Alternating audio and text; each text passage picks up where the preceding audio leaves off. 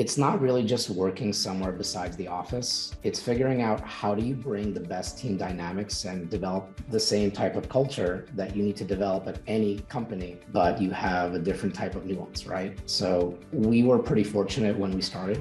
We were actually always a remote team since day one. I like to joke that we've been in operation for the past 7 years, and my business partner and I have only seen each other maybe a total of 6 times. So even from day one, we've kept it pretty remote. So anytime we hired, it didn't really matter to us where the people were from. The important thing, as you said, was did they have that self-starter mentality? That's probably the most important skill that I think is required for a smaller remote team and for a startup that wants to operate remotely, is finding someone that has some level of drive, interest, or passion to be able to get up and kind of self-manage themselves rather than look to other folks for direction. Welcome to Grow Think Tank. This is the one and only place where you will get insight from the founders and the CEOs of the fastest growing privately held companies. I am the host. My name is Gene Hammett. I help leaders and their teams navigate the defining moments of their growth. Are you ready to grow? You probably faced the challenges of leading a remote team. Well, it is a challenge, and you have to understand some key concepts. We unpack those today in this episode. Our special guest is a co-founder of TheoremReach. They were number 116 on the Inc. list in 2021. That puts them at over 3,500% growth in a 3-year period, which is remarkable, all on a team of 7. And we talk about what does it take to do that. Leading remotely is something that you have to face is a new reality for today. If you want to attract the top talent, if you want to create a place where people are performing at their best, you've got to learn the skills of leading remotely. We unpack, hiring the right people. We look at the other aspects around communication and values and what role they play inside of this. But it really is a great conversation we have with Garik. Garik Goldsheyd really is a force inside of this leadership and what's going on in this company. He really shares some powerful ways for you to grow as a leader and for you to create the kind of space where people love to work and they perform at their best. Now let's dive right into this episode with Garik. Hi, Garik. Hey, Gene. Well, I wanted to jump into this because I'm really excited about having you on the show. I'm really excited to be here. Certainly excited about the podcast and happy to share any wisdom and tips that I was lucky enough to come across. Well, tell us a bit about the company, TheoremReach. Yeah. So TheoremReach, we started up about 7 years ago, just 2 guys in a garage. We provide a software platform that connects market researchers looking for surveys to digital publishers aiming to monetize their users by taking those surveys. Love it. When you have created this idea, I know that's part of the right idea, the right timing, and the right team. When you think about the idea that you came up with, what is different today than when you first started? Oh man, a lot of things. I would love to see anyone whose idea stays the same after enough time pivoting. But so when we first started, we didn't really know anything about the market research space. We certainly learned a lot in the last 7 years or so, but the idea today is very different than what it was on day one. Well, mine has changed too, and I think a lot of people listening in their ideas have changed. We're going to dive into the whole context of today's interview. Really is about leadership and growth. Your company was number 116 on the Inc. list in 2021, which means you had an over 3,500% growth over a 3-year period. And I think a lot of people don't understand that level of growth. What's the short story of that growth and how you got to where you are? Yeah, it's a fun story. So, when we first started our business, we were testing out product idea number 1, which was sort of like an arbitrage of surveys. And we had a few clients and things were going well, but we felt like there was a new opportunity that we didn't know how to start, but we knew we needed to kind of build a team for it. So we looked around and happened to bring on a third co-founder to help us build out this new idea. And by being a little bit more technologically savvy, we were able to create this really cool platform that basically automates the stuff we were doing in years 1 to 3. And that's kind of what put us on the map. We created a unique pricing model that never existed. A lot of our publishing partners found it, enjoyed it, and shared it with their other business associates. And we were able to grow pretty quickly from maybe a handful of publisher partners in mid 2017 up to about a couple of hundred today, just through organic reach and conversation. I can't let something go by that when you say unique pricing, my curiosity gets the best of me. What could we learn from that unique pricing that you? Sure. So the biggest problem that we solve in our company really is how to combine two different industries. So the market research space operates on a pricing model that pays out per interview. And it works if, let's say, you manage your own panel. But what we found was we were partnering with a lot of third-party audience sources like websites and mobile apps that had content to offer their users, like a game like Candy Crush, for example. And they didn't like that pricing model. So we had to really figure out, how do we bring this new industry to the game space in a way that they like? My business partner and I worked on a few different versions until he ultimately came up with this concept to convert the surveys into a cost per attempt model, which never really existed prior to us bringing out to the market. And once we launched it, we found pretty quickly that it had some success. Love it. Garik, you came here to talk about specific challenges and opportunities within creating a remote team. Before we dive into that, how many people on the team? Yeah, so we operate a pretty lean team. Right now, we're a team of 7. Okay. And what's interesting is we actually broke out our company into a second business unit, and we're taking part of the core team and moving it to the new business. And hiring is probably going to be a big theme for a lot of the stuff that I love to talk about. How do we find good teams?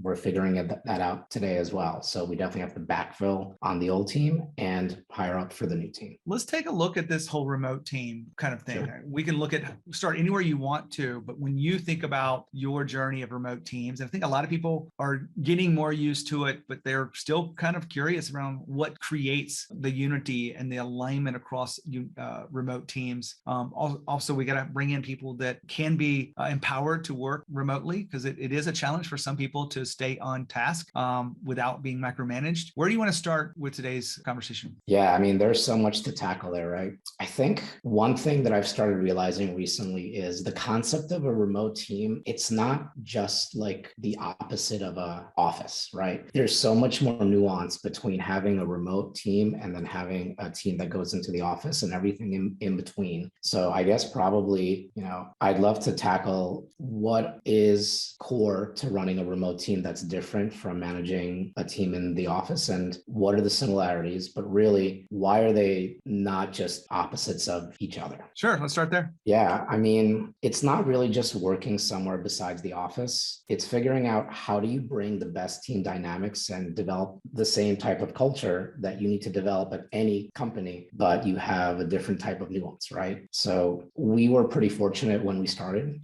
We were actually always a remote team since day one. I like to joke that we've been in operation for the past 7 years. Now, my business partner and I have only seen each other maybe a total of 6 times. So even from day one, we've kept it pretty remote. So anytime we hired, it didn't really matter to us where the people were from. The important thing, as you said, was, did they have that self-starter mentality? That's probably the most important skill that I think is required for a smaller remote team and for a startup and that wants to operate remotely, is finding someone that has some level of drive, interest, or passion to be able to get up and kind of self-manage themselves rather than look to other folks for direction. And a big part of that really is setting good goals, setting good check-ins with your team members, and setting a good vision so everybody knows what they're working towards without having to check in as often. Do you have any interview questions or anything that you could share with us that help us find those self-starters? I'm going to shamelessly plug a book that probably drove a lot of our hiring journey. The book is called Who. It's a pretty popular book, and the concept is how to hire A players. It's not just about getting them in the door when you need them, but it's a matter of approaching things with a scorecard, being able to source folks before you need to fill that role. So you're always looking for good candidates, being able to select them. So how do you go through the interview process, the right questions to ask, the right things to avoid, and then how do you sell them? It's not just a one-way conversation. To get the best type of talent, you have to have a really good proposition for why someone wants to join your company. Well, I don't want to go too far into this because I want to talk about all the aspects, but I am always curious, besides the book, and maybe it is because something you learned from the book, but what was really kind of unique is the way you select and hire people? Sure. Probably a big part of our hiring stems from defining a proper mission and set of core values. Everything that we do in our business, down to each decision that is pivotal, has to check off on the 4 sets of values that we've identified. And especially in our hiring,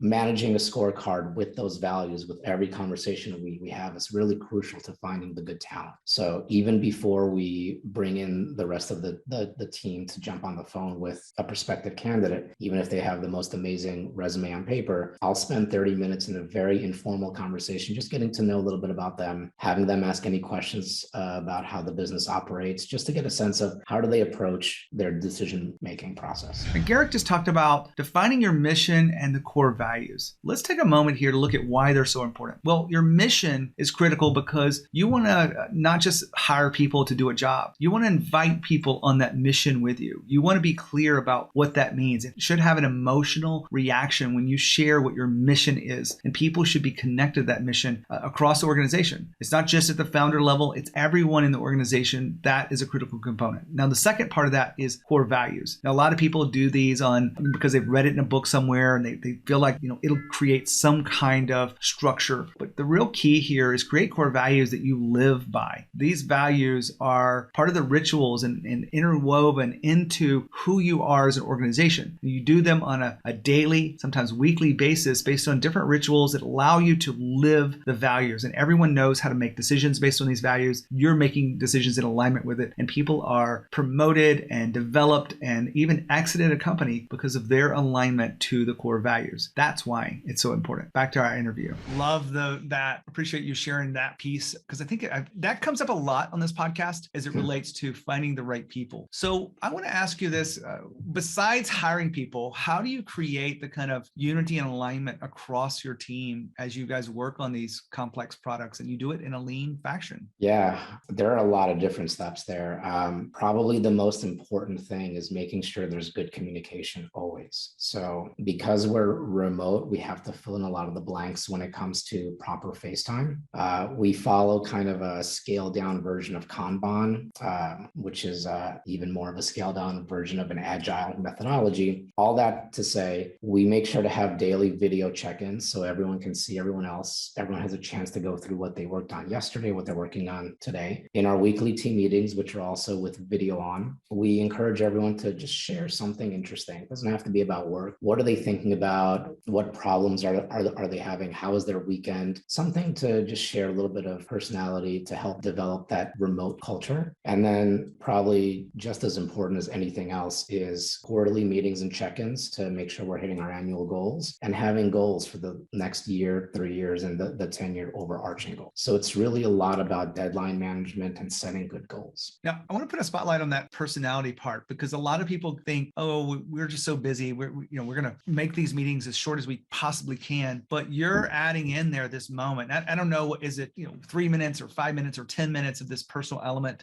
What would you share with us what you've learned about doing that over time? Yeah, I found that the best authentic responses come when you set an example at the top. So I'm very forthright. I'll share a lot of stuff that I'm going through. I encourage folks to do things like take mental health days. If I'm not sort of walking the walk, then no one else is going to want to share anything. So it really does have to start with the executives. I found that when we first started this, a lot of it would normally be, how was your weekend? What did you do that was interesting? But every now and then you'll find a little bit of a kernel. Like one member on our team is looking for houses, and in the market right now, it's really tough. So you get to hear sort of what is her journey. You have other folks pitching in with ideas and tips from their own searches, and you kind of have this natural team cohesion that takes place just by kind of taking a step back and empowering everyone else to feel comfortable sharing. Now, hold on. Garik just talked about walking the walk. You know that you've got to lead by example. That's another way to talk about walking the walk. But leading by example is not always easy, because when you are really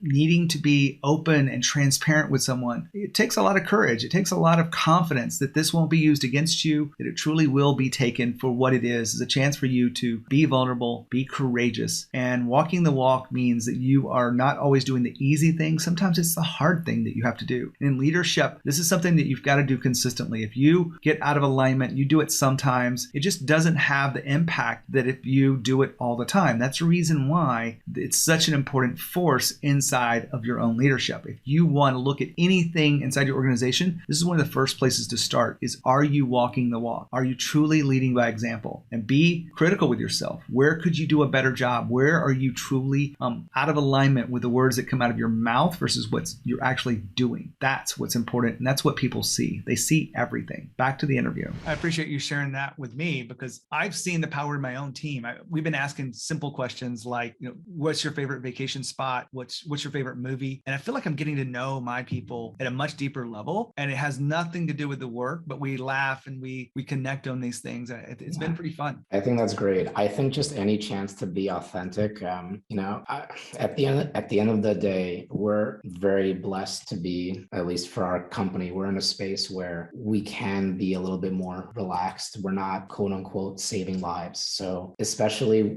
we don't have any investors or equity backing. We're fully bootstrapped. So a lot of the cadence and pace of how we run the business, it's a function of the entire team and what they're looking for. Every time we add a new person to our team, because we're so small, it ends up changing and improving what the culture is. And it's our job as leaders to kind of nurture that, not try to replace it or try to kind of dictate the way it should be, but have the natural progression of the culture grow and ensure your vision is still making sense and alignment with what everyone is working towards. I know we could take this in many different directions. I would like to focus on the values of the company. We don't have to go through the exact values unless you want to, but I want to know how you're using them because I think a lot of people who say that they are a values-driven organization, I find that they're using them in unique ways. What would we see across your team? So we have really 4 values, but probably the most important value that we try to uphold over anything else is this concept of user focus. So what does it mean to be user focused? It's really easy to say that. You could apply it to anything, but until you actually take an action, it's really just words. So the best way we found to encourage good values is to actually prove it. We had an instance recently with one of our client partners where we stood to lose a lot of money by doing the right thing. And the only option there was really to do the right thing.